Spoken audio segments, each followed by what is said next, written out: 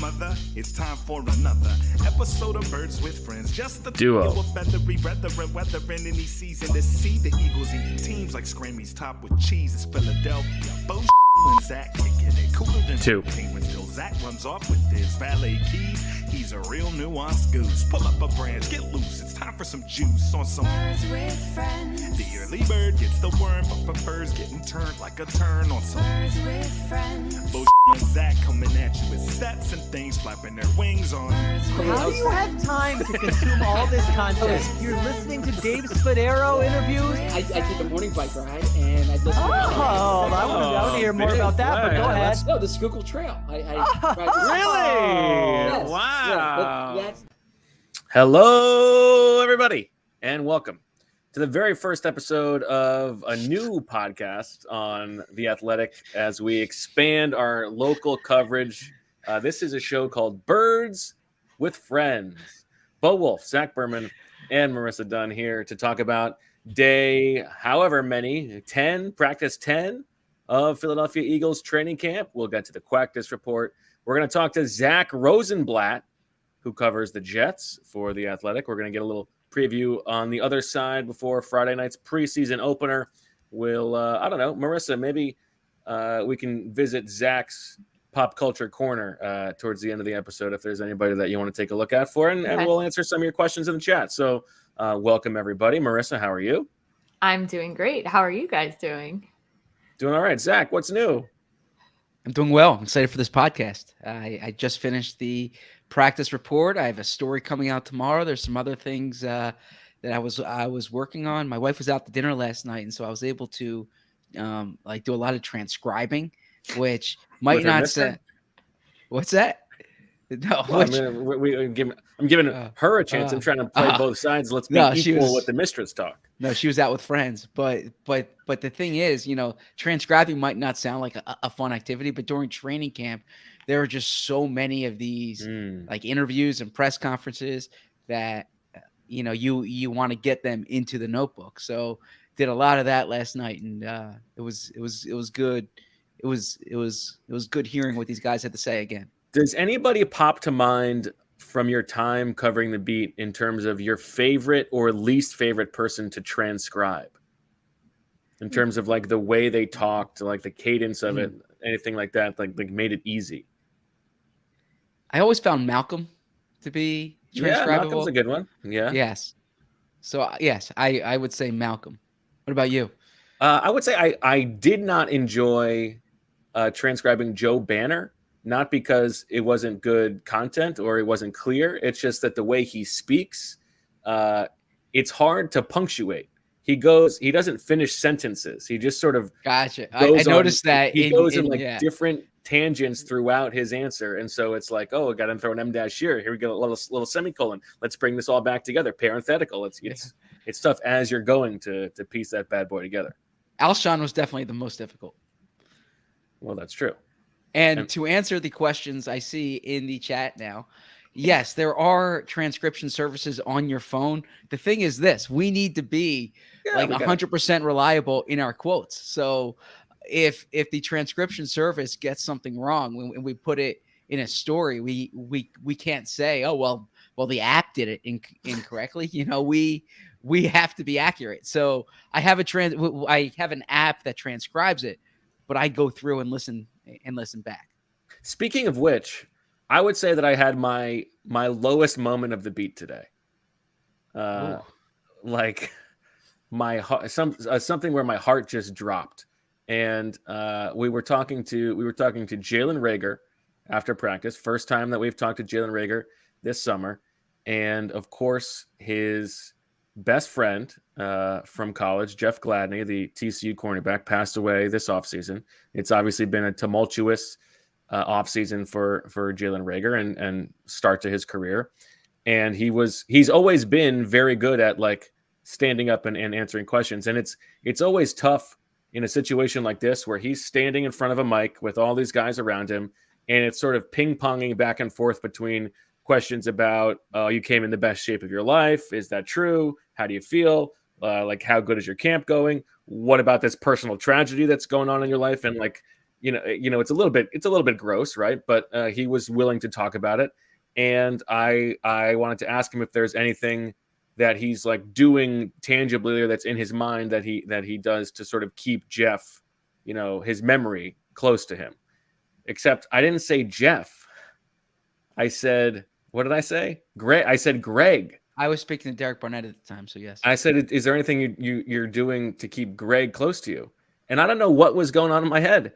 And he could have, like, he would have been well within his rights to be like extremely offended and extremely huffy with me, or just like actually angry or upset. And he took it. He was very generous. He was like, "Oh, you mean Jeff?" It's like, and then I was grateful. But when I said it, it's like my heart just dropped. I don't know where that came from. I was talking to Jimmy Kempsky about it afterwards. Like, was it the G of Gladney that made me do that? Was it Greg Newsome, also a cornerback from maybe the same draft class who had purple colors in college? I don't know what it was, but that was my low point of I don't know, probably the beat. Felt terrible. I'm sorry to hear that. Got good on Jalen to help you out there, and I would say you've had many high points on this beat too. So don't get too down about it. And everyone makes mistakes. Yeah, but the fact that you're showing like that it really bothered you, I think is shows your human side too. So good for him to answer it that way. I almost pulled a LaRaven Clark and retired on the spot. LaRaven Clark did that?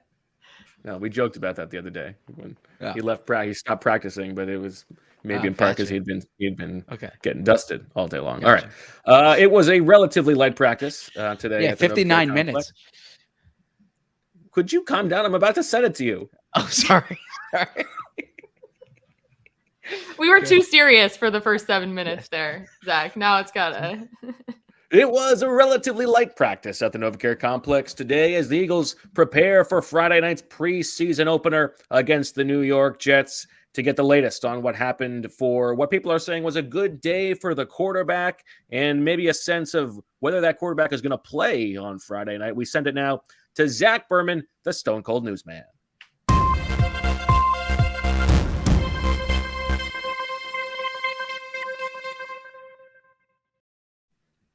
Thanks, Bo. The Eagles practiced today for 59 minutes, and it was their final preparation, full practice preparation before Friday's preseason opener against the New York Jets. They have a walkthrough on Thursday, but today was their final practice.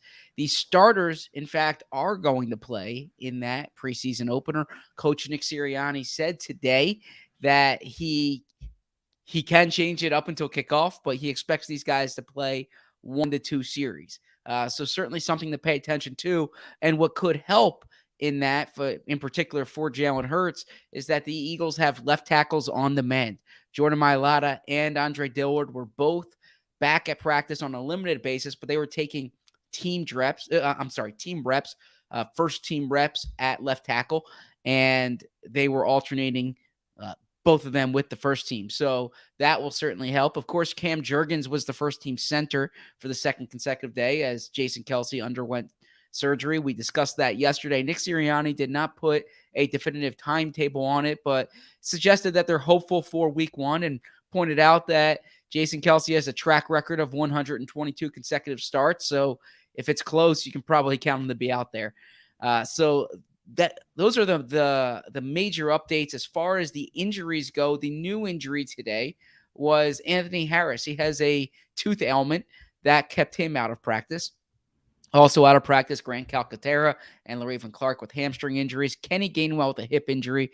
John Hightower with a groin injury. Jimmy Moreland with an ankle injury. Boston Scott with a concussion. Devontae Smith with a groin injury. Jaquiski Tarr continues to miss practice for personal reasons. Kerry Vincent Jr. with a groin injury. Greg Ward with a toe injury. And Kerrick Weefall continues to be absent with a hamstring injury. Back to you, Bo. Thanks, Zach. Good thing we got that Wheatfall update. Nothing if not thorough. No, Zach, have the Eagles made any transactional news lately? They actually have not. I know there's a report out there right now. I'm still working on confirming it, but Ian Rappaport of the NFL Network says the Eagles are signing former North Texas running back DeAndre Torrey. I know DeAndre Torrey worked out for the Eagles today, but I am still working on confirmation of a signing. So maybe by the end of this podcast, we'll have that official. But according to Rap Sheet, they are doing that signing. And scouting report on him is he's sort of a mixture of DeAndre Carter and Torrey Smith. He does have a little DeAndre Carter in him. He's a smaller back. I think I don't have it in front of me. I think he's like 5'8", 190 or thereabouts. So, yeah, if you're looking for the power running back, he's not the power running back. Now, that said, I do want to bring this up because they need bodies. Go ahead. I had the chance to speak to Jamal Singleton yesterday, the Eagles running backs coach, and I asked him this topic because I know it's something that fans have asked me, whether it's in the chats that we do, whether it's the mailbags, about the lack of a power running back.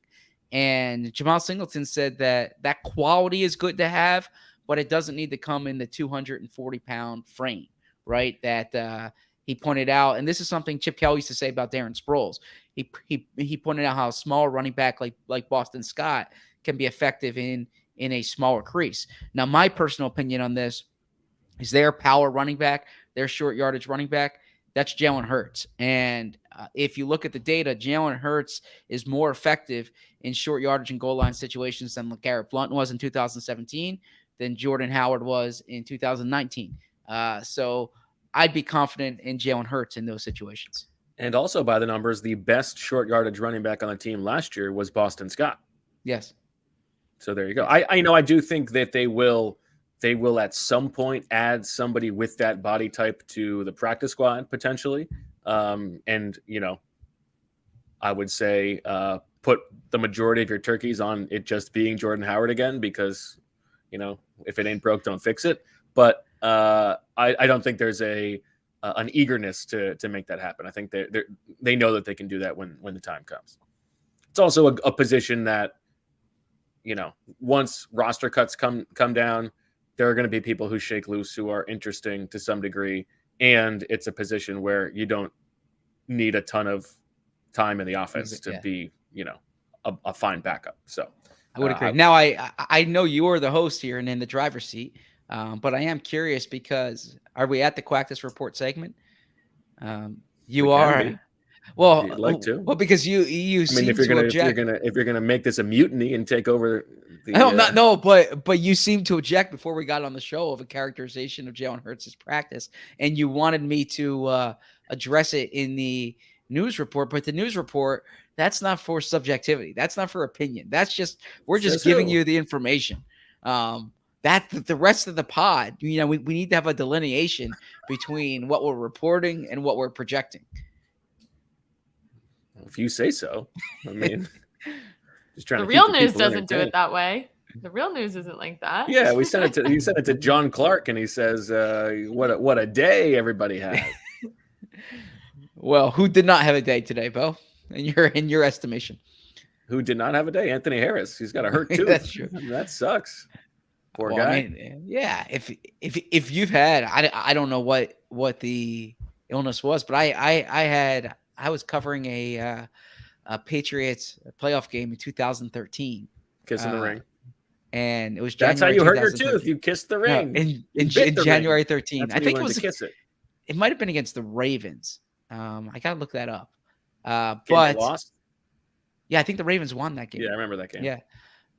But I had like a bad toothache, and I remember I didn't bite the ring, but I remember getting back to Philly the following Monday and like trying to find a dentist who could see me then. Yeah. So yeah, a toothache is not fun. Just another thing that you and Anthony Harris have in common. Is there anything else we have in common? Well, actually, yeah, there's quite. We both lived in Charlottesville for a period. Correct. Yes. Yeah, lots of stuff. Yeah. Tough, interesting set of injuries for Anthony Harris. He has the tooth. Last year, he had the combination of hands and groin, which was on all of our radars. And so, on all of our radars. I'm not sure how the tooth got involved there, but use your imagination. My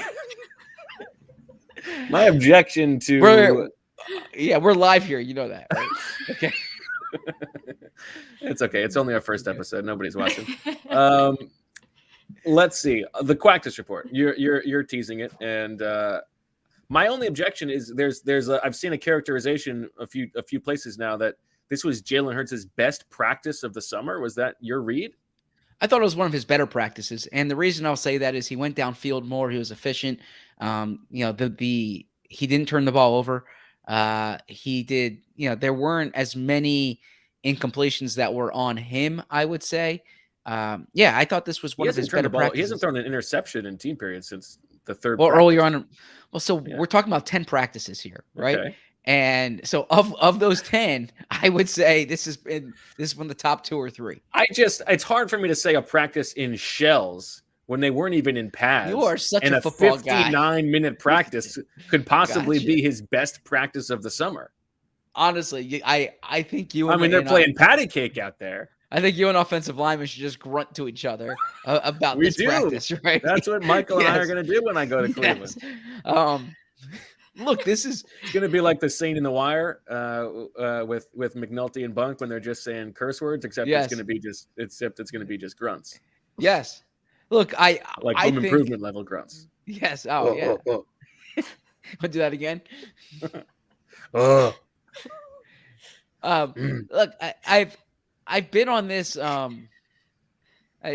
I've stood on this soapbox before when we talk about practice reports, and if we're giving daily practice observations, then we assess what happened that day. The context. So So if I'm gonna be like, he threw a really nice pass to AJ Brown, but they were all in shorts and shells, so we don't know what. Of course, everything is with the asterisk that this is practice. That this is not a similar practice to when they're in full pads. There was a play. The first 7-on-7 period, I'm sorry, the first 11-on-11 period, and I was walking over because I was trying to get any Cam Jurgen nuggets, and I'm walking over, and they start on the far field. I guess so. And they hit AJ Brown on a crosser, right? And Brown had yards in front of him, but there was questions about whether or not that was a sack, right? And this is something I've actually asked Gannon about, asked Hurts about, because this seems to come up most days. Like, do I rule this a sack, or could Jalen Hurts have shaken free? Did Josh Sweat pull up, and so he didn't go all the way? So, anyways, my point is that this isn't a real game. We know that, but we're observing what we see in practice. And I thought Jalen Hurts had a better day than most. He had a lot of, to quote The Wire again, 40-degree days this summer, right? He had practices that, they weren't great, they weren't bad, they were unremarkable. Like Stringer says, no one remembers a 40-degree day, and I thought that today was not a 40-degree day. Okay, I think it was about the same level he's been the past week. You completely no-sold. I sold your Wire. I sold your Wire reference. I'm not supposed to sell a reference. Whoa, good one. It's just a point of context. It's not. It's not. You're the comedy fan. You're not. This is not Sebastian Maniscalco over here. Your boy. Hey, I love him. Me too. Thank you. Zach, we should go to a show. I would love that. He's in Atlantic City in November. Oh, let's go. If you're in the area. Yep. Me, you, and Emily. I would love that. We can get Michael if it's the bye week. Oh, yeah. Sorry, Bo. You can't come. You don't like It's comedy. okay. He does a very good Benny DiNucci impression. That seems to be the one trick in his bag. Jeez. How confident you must be to rip on the comedy of Sebastian Maniscalco. Just saying. All right. Let's take a little break. We've got Zach Rosenblatt waiting. So we'll take a break and be back and talk a little JETS, Jets. Maybe we can get a ranking of the best moms on the team. Look, we all know that change doesn't happen without action. Whether you're looking for gains at the gym or a better experience in the bedroom, there's never any shame in showing up for yourself and your health. So if you're dealing with PE, don't ignore the issue. Instead, face it head on with Roman. Roman swipes are clinically proven to help you last longer in bed. There's no prescription needed, and PE treatments are safe, effective, and used by millions of men. And you don't want to wait weeks for this. There's free 2-day shipping. Go to GetRoman.com/BWF today. If approved, you'll get $10 off your first order. That's GetRoman.com/BWF. Working out is so important, but sometimes it seems hard to keep it fresh. Well, here's the answer. Peloton. Peloton has thousands of on-demand and live classes ranging from cycling and strength training to yoga and running. This is your opportunity to experiment with new types of movement in a totally non-judgmental space at a level and a pace that feels good for you. You have to ask, if it's not fun, why do it? You're more likely to stick to a fitness routine if it's something you enjoy, which is why Peloton instructors make every workout feel like you're hanging out with your friends. And because nothing gets you moving like the perfect song, every Peloton class is set to a playlist that will make you move. You can take a full ride with EDM. You can take a yoga class, set the soul music. Whatever you're into, you'll find the perfect soundtrack for your workout on Peloton. And the other thing, it seamlessly fits into your life. You can come back from work or come back from practice and listen to something or watch something that had been taped earlier. With thousands of classes live and on demand, you can find a workout that fits into your day. Maybe you're looking for a 10-minute upper body stretch between calls. Maybe there's a 30-minute run you want to take before bed. Peloton works with your schedule wherever you happen to be, at home, at the gym, or even outdoors. Motivation that moves you anytime, anywhere. Try the Peloton bike or tread risk-free for 30 days. Learn more at onepeloton.com. New members only. Terms apply. All right. Back on Birds with Friends. Bo, Zach, and Marissa. And we welcome to the show for the first time, Zach Rosenblatt. Zach, how you doing? I'm good, guys. How you doing?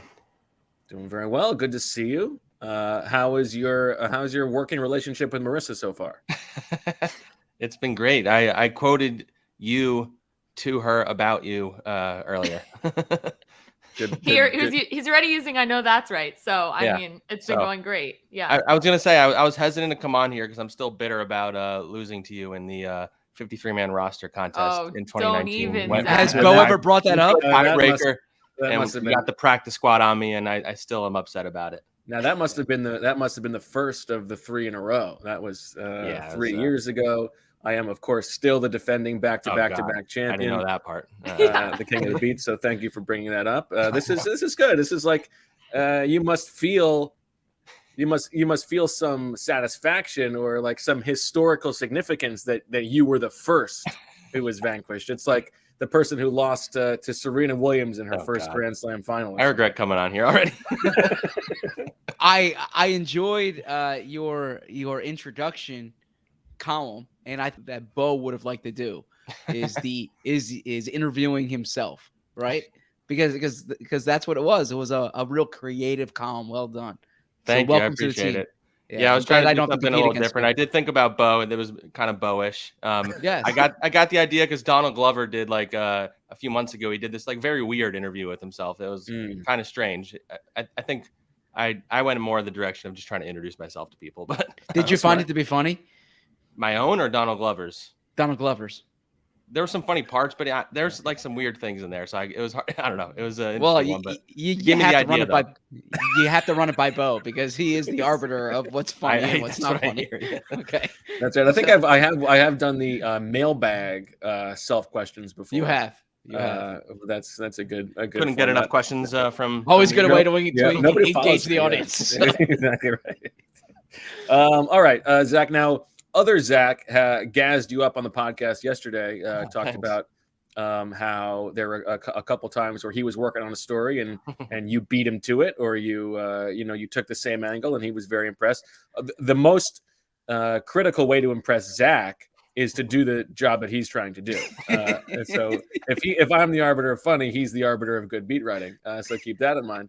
And I combined you. I compared you to. I said that you are like the Doug Peterson of this beat because you are coming in replacing sort of a tire fire, and like all you have to do is be professional to bring this things up. Do you think that's fair? I said we're all going to be nice on this podcast, Bo. Okay?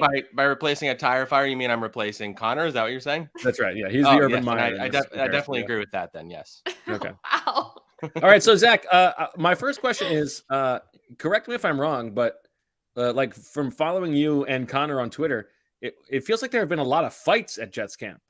Is that right? What's going on? There was like 3 yesterday. There hasn't been anything like I don't know if you saw the Giants fight that happened. That one was pretty crazy, where it looked like a guy was being dragged, his dead body. And he sort of looked dead. Yeah. But yeah, I don't know. It's just the heat. They keep blaming. They keep seeing the same people every day. I don't know. It is kind of strange, but there hasn't been any like huge dust ups or nobody particularly important has been getting in fights, honestly. So I don't know. You wonder about this game because everybody's like you can't wait to see somebody else in a different colored jersey, like it finally hit somebody else, but the colors are pretty similar. That's true. Yeah. What other podcast would you go on that they would ask you that, Zach? I feel like this is not going well so far. I feel like this has been a little bit. I'm having a great time. All right, Zach. I guess the most important question is about a Zach here. And like, do you see a step being taken from Zach Wilson? And also, like, set things up for us here. Like, are the Jets going to be playing their starters deep into this game? What's the expectation? To answer that part first, yeah, they're going to play the starters for a couple series, I think is the plan. So it'll probably amount to like a quarter. I don't know what the Eagles are doing, but I'd say 1 to 2 series. Yeah. So they'll probably be matched up for around the same time. Pretty much everybody that's healthy is going to play, and the Jets are not very banged up right now, which has been a positive development for them. But yeah, Zach Wilson, right tackle. Yeah. Zach Wilson's had when he started off camp, I wasn't really sure about him because this is kind of my first exposure to him. But he's had a few good practices in a row. He's getting pressured quite a bit, which is good practice for him because that might be a thing in the season too. But he's impressed me. He has a lot of talent. He's pretty athletic. He can make things happen when the plays break down. He can throw the ball pretty far. Like I've been impressed with him. I'm kind of reserving judgment until I see him actually play somebody though. How much do you take it upon yourself as someone who covers the Jets? Do you have to follow his mom on Instagram? I actually have not. That's a good point. That's bad journalism by me. I haven't followed her yet. Could be some news breaking there, yeah. I mean, from what I understand, it's a pretty wild place. So I don't know if I want to, but it could affect you. It could affect your life, I guess. Yeah. I saw on, I believe from you that Robert Saleh said Joe Flacco is a starting quarterback in this league, which is actually similar to Bo's opinion of Joe Flacco. If you were doing Mike Sando's quarterback tiers, where would you put Joe Flacco on those quarterback tiers? I mean, he's had a good camp, but he's going against backup Jets defensive back, so I don't know. I mean, today he threw a touchdown and he ran over to talk smack to the defensive sideline. I did not see that coming from Joe. Maybe it was a friend of his. I don't know. But yeah, I mean, I wouldn't put him in the top 32. I wouldn't start Joe Flacco at 37 years old. I probably wouldn't have started him at 33 years old. So. Joe Flacco handing out Audubon hardware gift certificates. How's Elijah Riley looking? The important stuff here. Yeah. I mean, I haven't noticed him very much. He's out there. I think he's probably fighting for a roster spot. Okay. Was he running with the twos? Yeah, he kind of. I think he rotates in there with the backups. Yeah, but he hasn't really made any plays, I would say, necessarily. Sorry. You just wait for Friday night. When the lights go on, nobody shines like ER. Go ahead, Zach. Go ahead, other Zach. No, I'm curious too. The first round picks that they have there, right? This was a big draft for Joe Douglas. We all know Joe D. And what's wrong with saying that? Giving him the Joe D nod. We all know Joe Douglas, and I really liked their draft this year. I thought between Sauce Gardner, Garrett Wilson, Jermaine Johnson, who I was high on, Breece Hall, who I thought was the best running back in the draft, right? These are 4 guys who, if we look in our pre-draft rankings, I was talking up all 4 of them. So maybe they did some scouting from the. No wonder you call him Joe D. You were the draft consultant.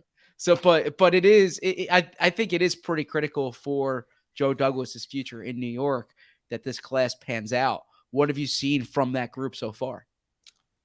Yeah, they've been really impressive. I would say in particular Sauce Gardner. Today he did something he's been doing all camp, which has been when he's one-on-one, like down the field, he almost never lets a pass get by him. And it's honestly been remarkable. I've never seen a corner that looks like him physically. His long arms and long legs, and he's got a lot of confidence. He's opposite DJ Reed, and I think DJ Reed's pretty good. So I think teams are probably going to target Sauce quite a bit. So I'm curious to see how he handles that. But he's been very impressive. Garrett Wilson, he's only like 6 foot, 6'1", but he's such an insane athlete that he plays a lot bigger than that. He goes up and gets passes that he should not be catching, and I think he's going to be pretty good. I think his ceiling's extremely high. I don't know if he'll dominate as a rookie as some other of these first-round guys have. Jermaine Johnson, I think they view that as more of a project, maybe more than either they or I expected. They keep talking about how he needs to go against other teams, and he has a long way to go as a run stopper and things like that. So I think his role might not be as big as you would expect. And then Breece Hall, honestly, I didn't know that much about him coming in. He really does look the part. I mean, every time he touches the ball, he just runs really strong. He runs fast. He's pretty big. He's like 6'1", 220. And he hits the hole really hard. And they have Michael Carter, who's also pretty good, but I don't see a way that they can keep Breece Hall off the field very much because I think he's quite talented.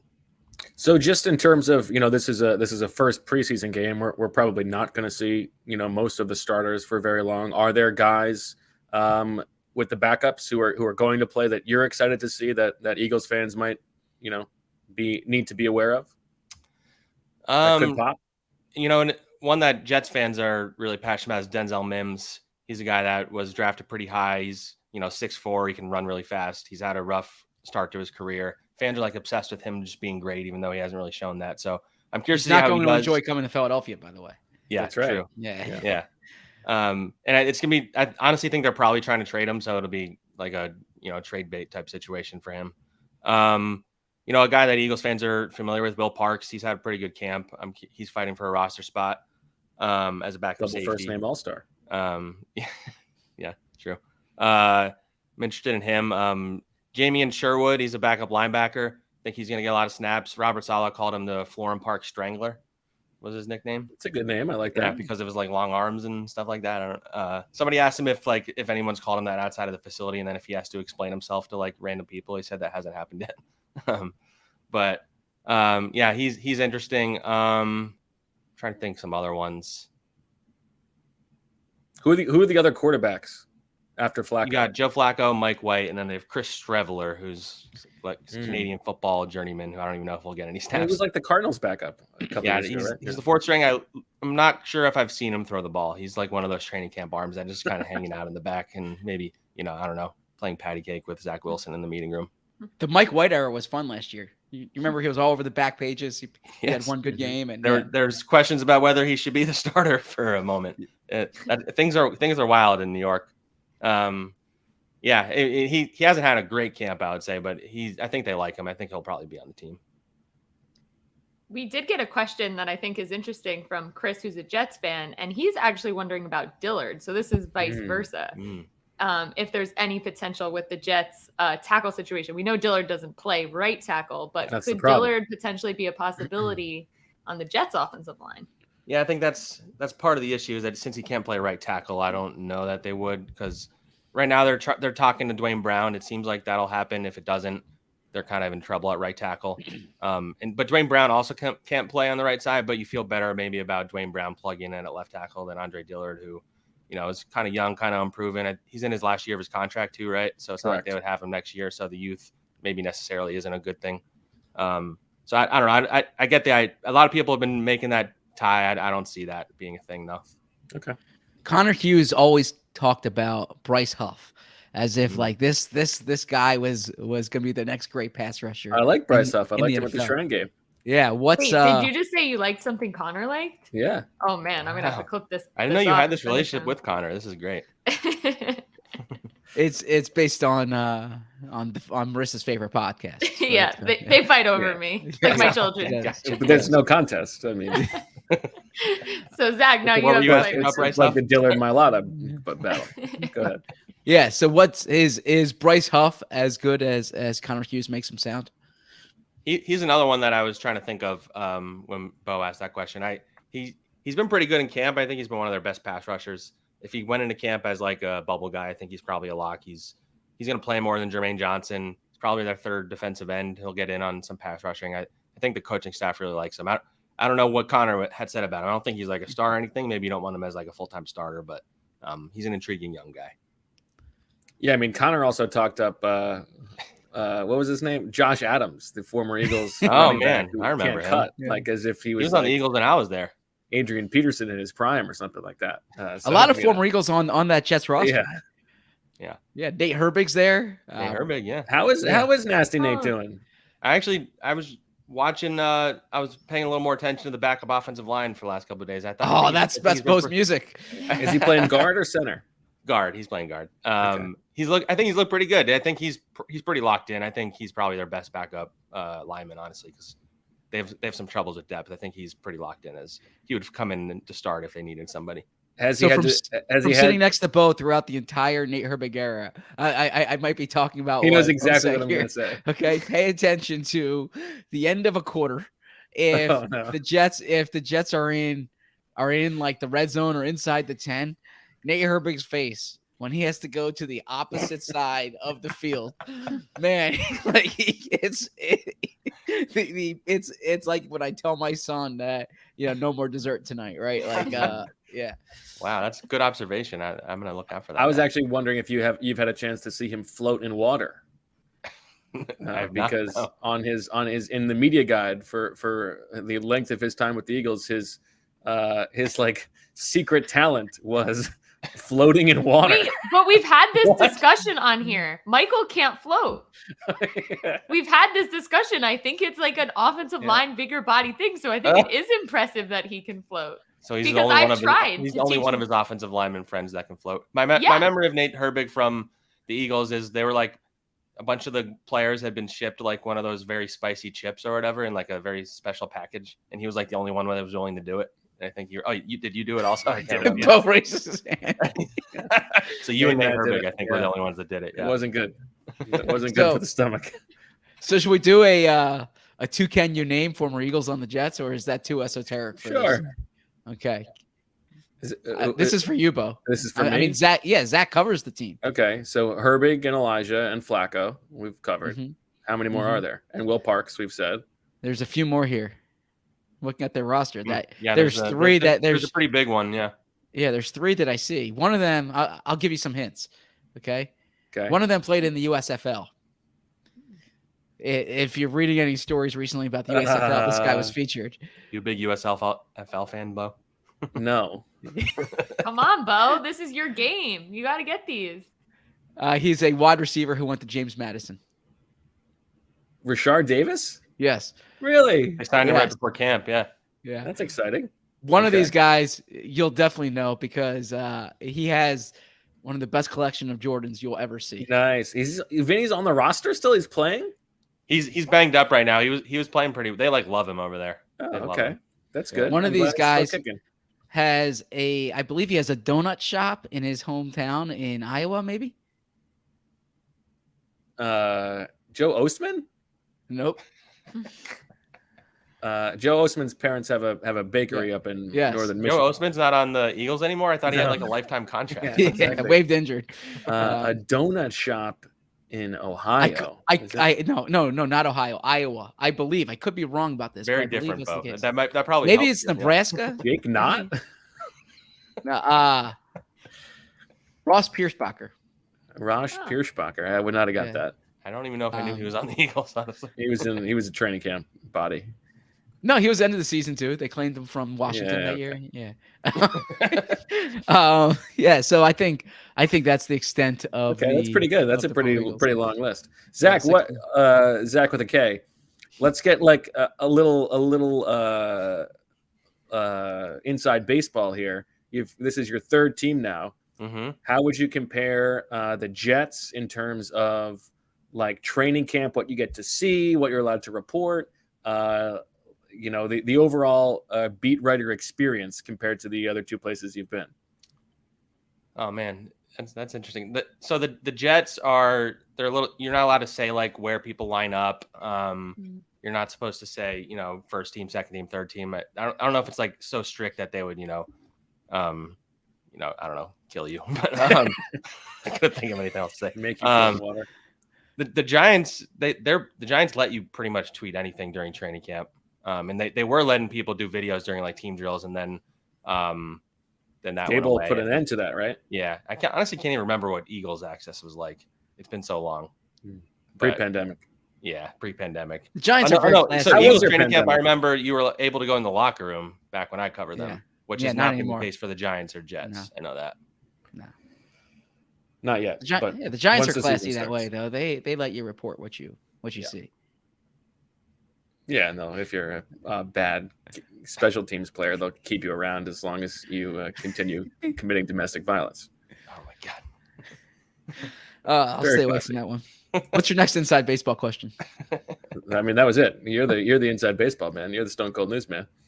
I feel like Zach's been generous with his time. What else you got for him?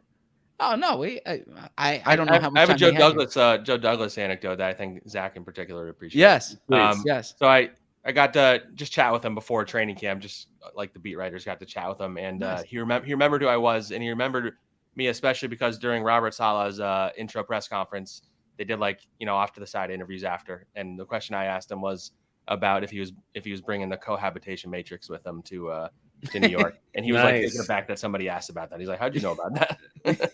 That's really Nice. good. Yeah, and I he like that. remembered, he's like, "You asked me that damn question about the cohabitation matrix." I love that. Yeah. Good work there. And I was did he bring it listening with him? to. Did he bring? Yeah. Did he bring it with him? What he said in the press conference was no, he did not bring it with him. Okay. I was listening to a Joe Douglas podcast with Thomas Dimitrov back the weekend before training camp started, and there was some good stuff in there. He was at Woody Johnson's farm, but there was a book at the end of the podcast. The last book that he said he read it on a West Coast trip last year. It's about a general. You can look it up. And I was on the verge of recommending it to you, but at the same time, I remember Chip Kelly once said his favorite book was Benjamin Franklin's autobiography. And so I read it one summer and I learned nothing at all about Chip. But I learned a lot about electricity, right? So I don't know how much you can deduce from Joe D from that, but I'm hoping I bump into him. Although based on him losing his right tackle, I imagine he won't be in the best of moods. Yeah, it's a tough spot with the Becton stuff.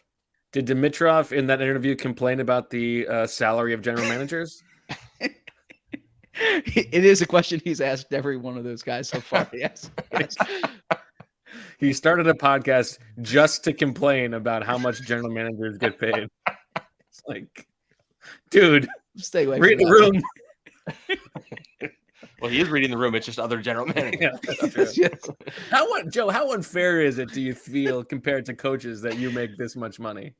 I don't know. I've enjoyed all those podcasts. I've learned a thing or two from each of these guys, so highly recommend it. Yes. All right, Zach. Here's my last inside baseball question for you. How is the athletic experience treating you? Yeah, it's been awesome. It's been a whirlwind because I started right when training camp started, so just kind of jumped right in.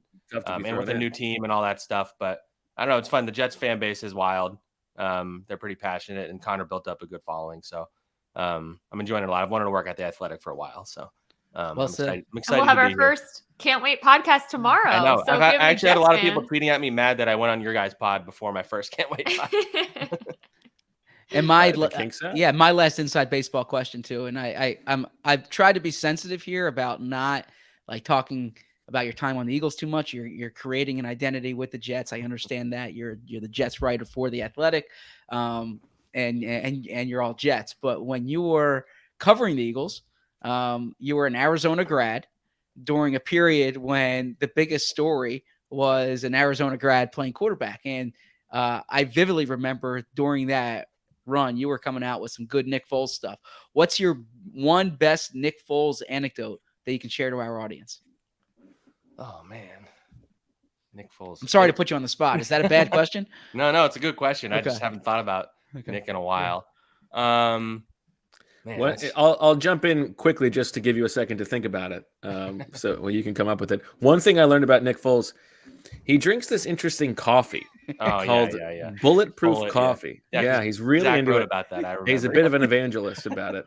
And yeah, honestly, people get offended if you write about it. So yes, this isn't like that exciting of a anecdote, but when he was at Arizona, he was in like a quarterback battle with a guy named Matt Scott, who's like works at a car dealership now.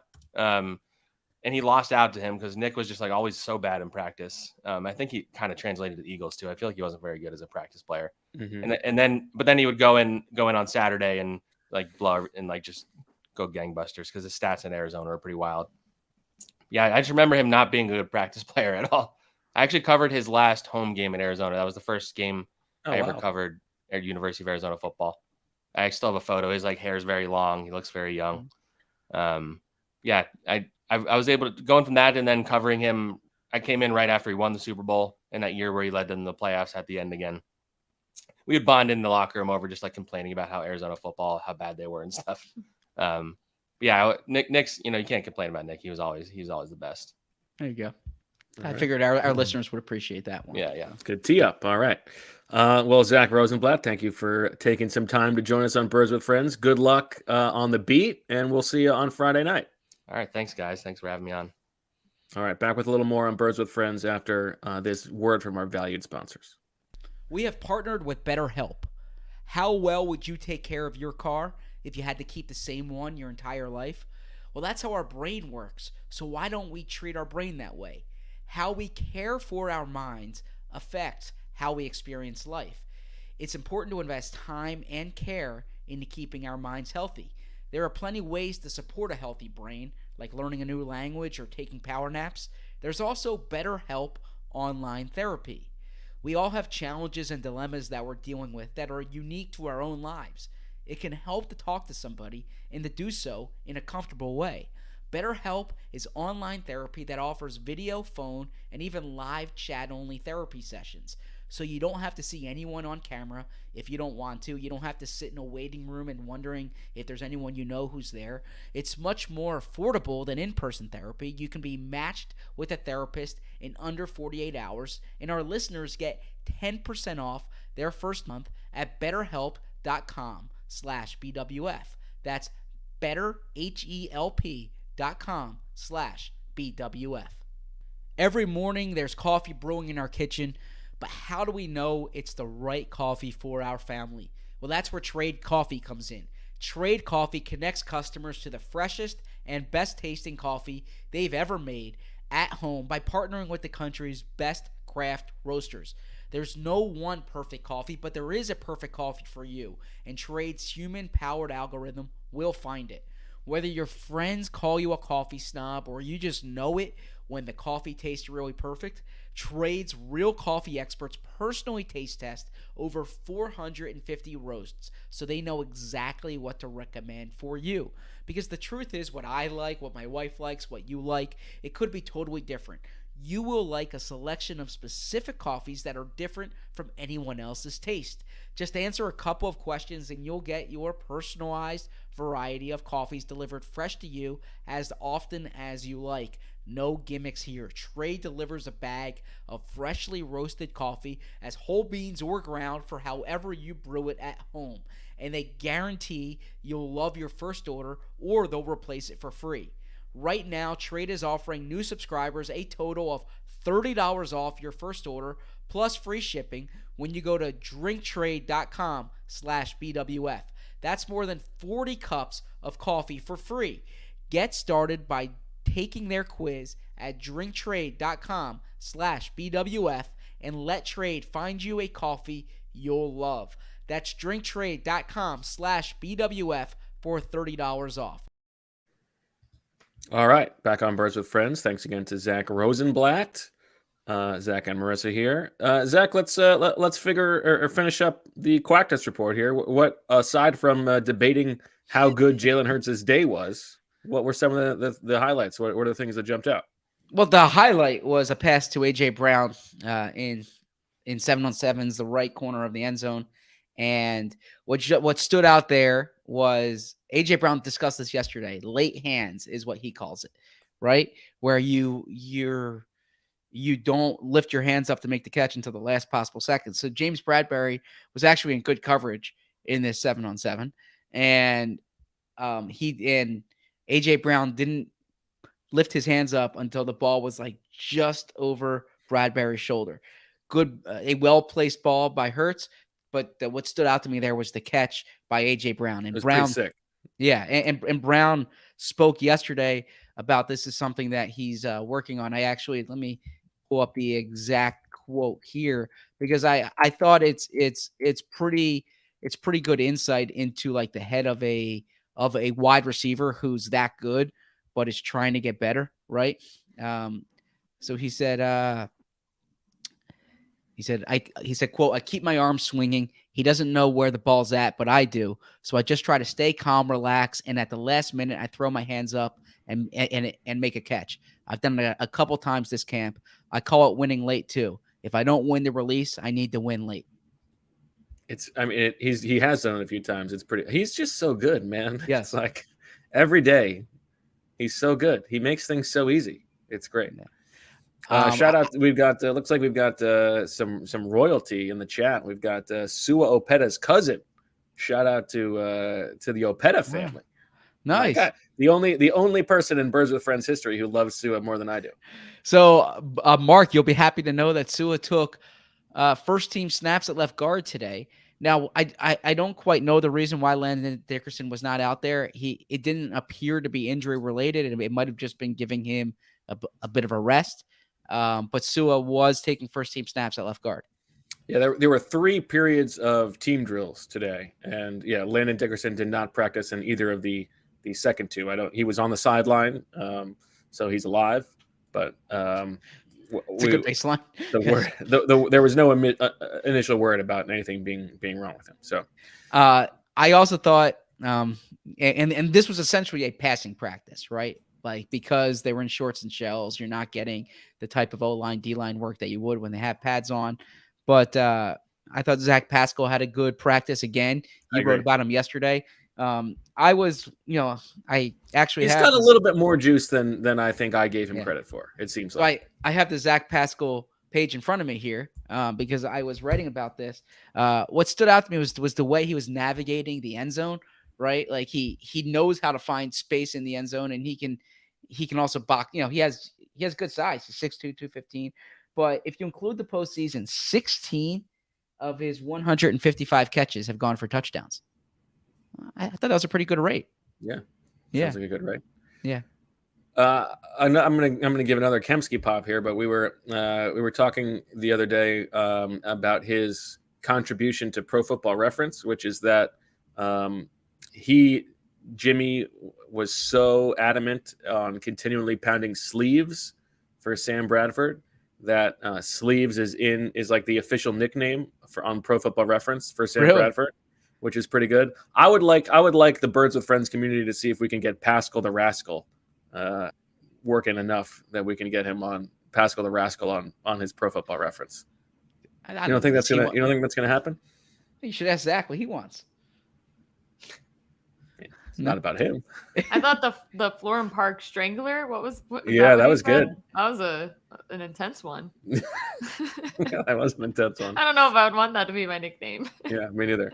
Do you think Zach Pascal's favorite food is still Chipotle?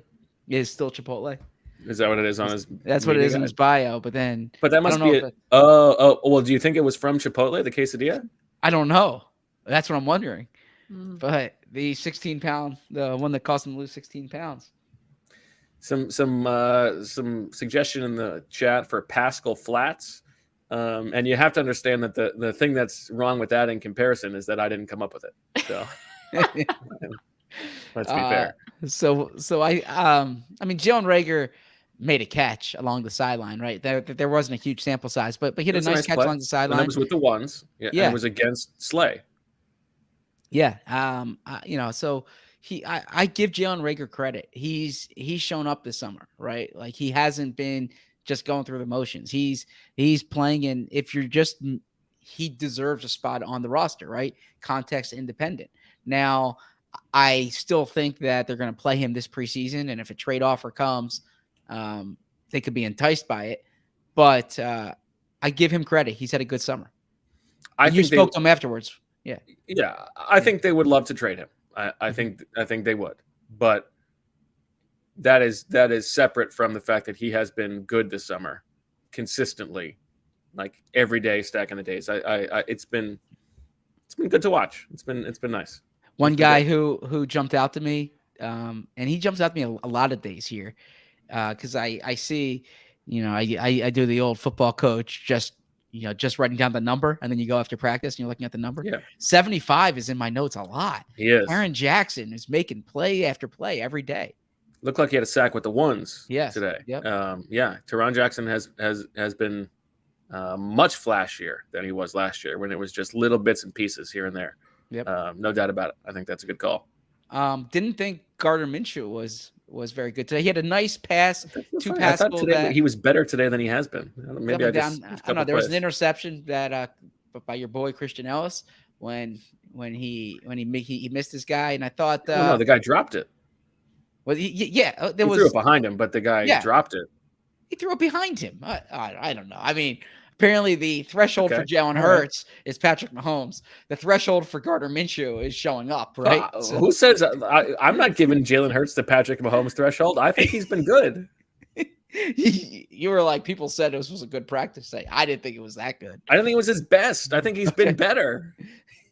And Sirianni spoke about Minshew before and said some of the interceptions so far haven't been on Minshew. And then he also said that with Minshew, you look at the track record, right? Like, he's won games for the Eagles. He has now Nick had those numbers. I actually didn't fact check the numbers. Was that the accurate touchdown to interception split? I didn't check it. He said that. I think it is true that like Gardner Minshew's career as a starter is more important context than how he's done in training camp so far. But he has been disappointing. Yes.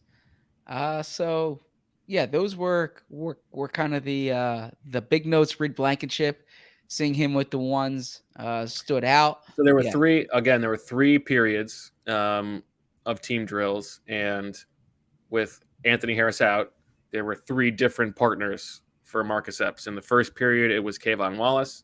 In the second period, it was Andre Sacheret. In the third period, it was Reed Blankenship.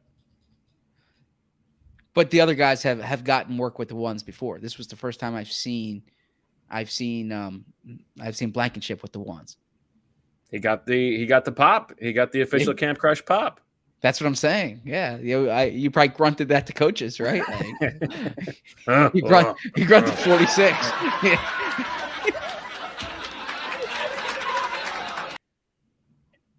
Where's the dynamite dropping? I've been waiting to use it. Yes. That's good. Okay, well, Zach, let's actually set the scene here for the preseason game.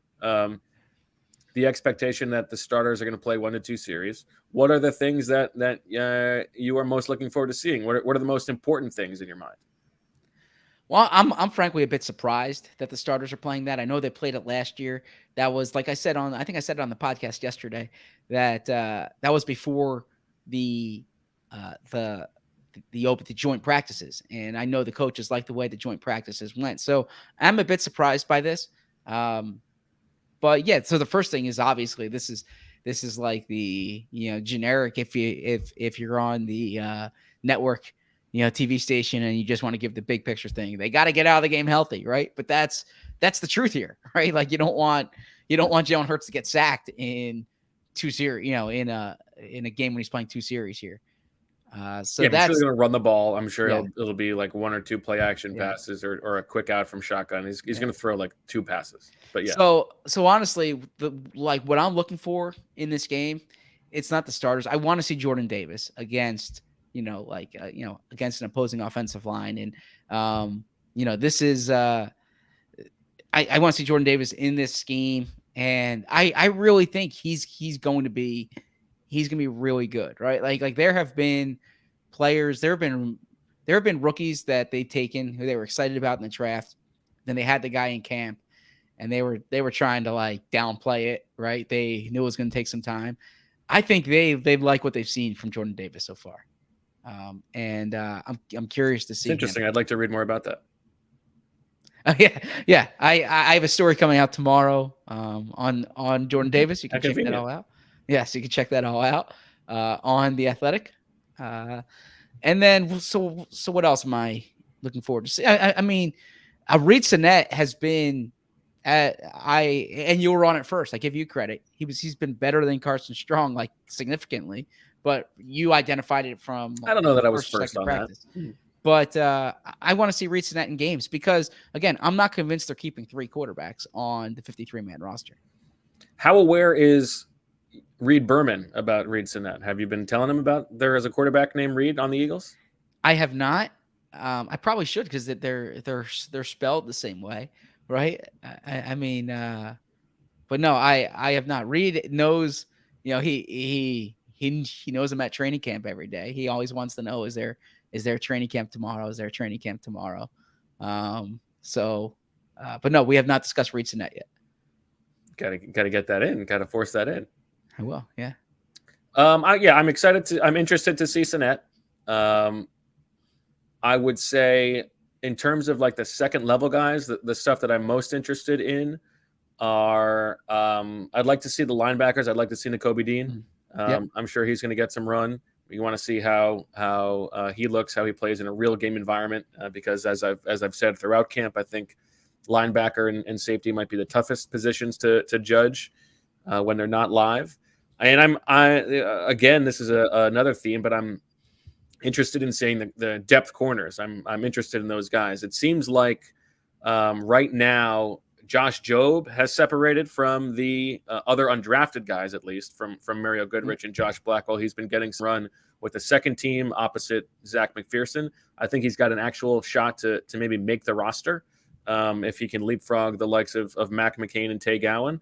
I thought the one thing that was interesting to me, I know it was in my practice notes yesterday, Zach, the one thing that was interesting from the official depth chart that the team released, which is usually pretty by the book and no big surprises. Actually, there were 2 things. But the one thing that was very interesting to me was that they gave Kerry Vincent the number 2 corner spot opposite Zach McPherson and lumped everybody else into the 3s. Like there was because there were plenty of places where it was like this guy and that guy, like Kenny Gainwell and Boston Scott. But it wasn't Kerry Vincent and Tay Gowan. It was just Kerry Vincent. I thought that was a little bit interesting. Did you? Yeah, I can see that. And I mean, he was with the 2s. They had 13 starters, right? And so right. he was. Yeah. No, I saw that. I got to admit, I saw it in your practice notes. It stood out there. Yeah. The other thing that made me laugh in that depth chart was Dick Rod's placement. Like they had to make sure that he was listed as an actual number 2 alongside Jack. It was like Jack Stoll / Richard Rodgers. Like we got to protect his feelings. But they had Jalen Reagor as the top punt returner and kick returner in those. I think you're going to see a lot of Britton Covey in those spots. Yeah, I mean, and listen, Covey, if he's gonna make the roster, it's gonna be as the returner. So he's gonna get some shots here. I think that's a very interesting thing to watch. And then those second-year defensive linemen we've talked about, Teron Jackson and Marlon Tuipulotu, who have had very good. And Marvin Wilson, I'd put Marvin Wilson in that group too, with second-year defensive linemen. Would you? Yes. Yeah, I think he's had a good camp. Okay. I'm interested to see if that plays out in the games. If as good as they've looked in the summer means that they're going to look good in the preseason games. Offensive line wise, I'm looking at the pronunciation here because I am a stickler now for pronunciation. Yes. And I say Covey, it's Covey. It's Covey. Yes. Cuhv. Covey. Yes. And it's Jaquaski. Yes. Offensive line wise, it's interesting now because Kelsey's out. Yeah. Do you think Juergens plays first and second team? No. I think interesting. Actually I do. Yeah. I'm sorry. I do. I think he'll play like a quarter and a half. Yeah, I agree with you. I agree. He'll get a little bit more run than maybe 1 or 2 more series than the starters. Yes. But it's interesting now because that means that Jack Anderson goes from a second team guard to a second team center. Coyote Awashika goes from left tackle to right guard sometimes, depending on things. But yeah, I want to see how Coyote does. I want to see how Driscoll does because they've made this bet where Driscoll's just a right tackle at the moment. and he's been okay, but killed by Brandon Graham on a daily basis. So let's see how he does against the Bryce Huffs of the world. Yes, exactly. No, so I think those are all good. I want to see among like the wide receivers, the down the depth chart guys, Deion Kane's guy who stood out to me. Britton Covey is someone who has had a good camp, as we've said. How do they do in game situations? Look, I know this is not a sexy storyline, but we don't really cover punters in training camp because they're not doing much special teams work in terms of kicking and punting with the full team. And I have said this, and this isn't an original take. Actually, this came from Dave Phipp when I was asking him one time about not having internal competition. And he's like, the competition is the rest of the league, right? Like that's a position where you just get somebody, right? If you want to make a change. And so Aaron Siposs, he needs to have a good summer.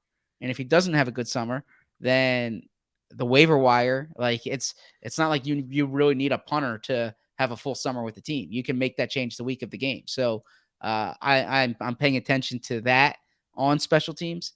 And I kind of want to see just in terms of the game day operations, if things are smooth, like if plays are getting in quickly, that kind of thing.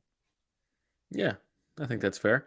With Siposs, he explained, he took that dip the sort of second half of the season, and he explained that some of it had to do with the drops. It was pretty much all the drops. He needs to be more consistent on the drops. That's what he was working on over the summer. He also very deftly threw his brand new baby under the bus. His child was born in like November, which coincided with his drop in productivity. He's like, he wasn't getting as much sleep. He wasn't focusing as much. He had other things going on.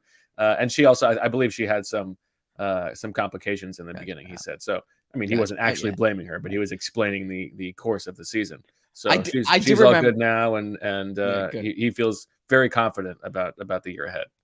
I do remember when Jordan Hicks had a baby. It was late in the season, and I made a comment to him like, "I'm probably not getting a lot of sleep, huh?" And he's like, "Oh no, I'm in a different room." Yeah, I remember that too. He's like, "It was a contract year." He's like, "Yes, oh yeah, it's a contract year. I can't. I gotta get my sleep." Yeah. And I'm thinking there, like, I would love if around that same time I think I had some babies at home, and I'm like, sorry, I'm trying to impress the Athletic right now, right? Like I'm doing real well with the Inquirer, but yeah. So Marissa, don't get any ideas. Oh, Michael already thinks like, oh, if we have kids during the season, then he's off duty. I'm like, I don't know about that. So I don't know, to be determined, but yeah, shout out to all the super moms out there while these guys are, on the field. I agree with that. That's right.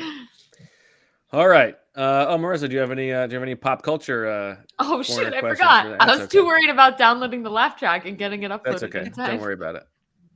We'll have the rest of our life with this, Zach. So we can. I mean, this is something that we can discuss off air, but we tend to do this stuff on air. What's the post game plan? Are we going to do it together? Are we going to go, do it separately? I'm curious from like a YouTube perspective. Do people like when we're in separate boxes, or do people like when we're in the same box? What's the best course of action? Because we do need to figure out post games now, and it is a little different than, from a COVID perspective than it used to be. That's true. Good question. You guys. Let us know how you feel in the chat. Let us know. I mean, I think I would. I mean, I don't want to speak for them. I imagine that timing is maybe a little bit more important for a night game, right? They'd rather it be up relatively soon, but I don't know. So we can do it there. I'm good with that. Yeah, if that's okay with Marissa. Yeah, good. Okay. Same box. Matt PD 03 says.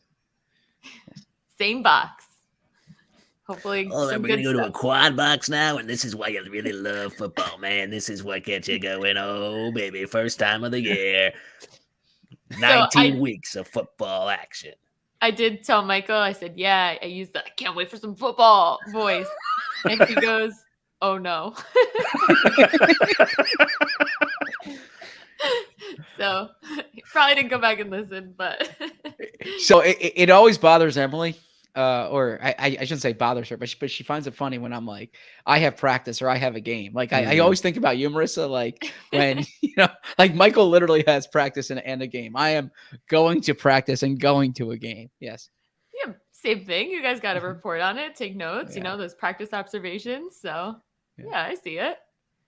I wouldn't put it past you to have practice for yourself though. Like watch like a YouTube video of a football practice and it's just you practicing taking notes.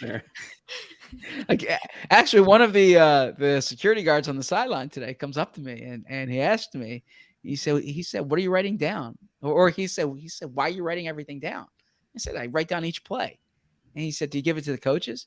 I said, no, I write about this. And he didn't realize I was part of the media. So I don't know if he thought I was a part of the staff or just a spectator or what, but he was fascinated. You look like a football guy. And then he wanted to see the notes. And I was, And so I was showing him. It was just, Yes. crude drawings of body parts. I was showing him the notes. Yeah. So wait, no way. Why would you say such a thing? Here. Yeah. Like 925 right. Slay PBU, that kind of stuff. Yeah. So Zach, if you were to guess the name of a podcast about sports media, what would you guess? What would be something that's original?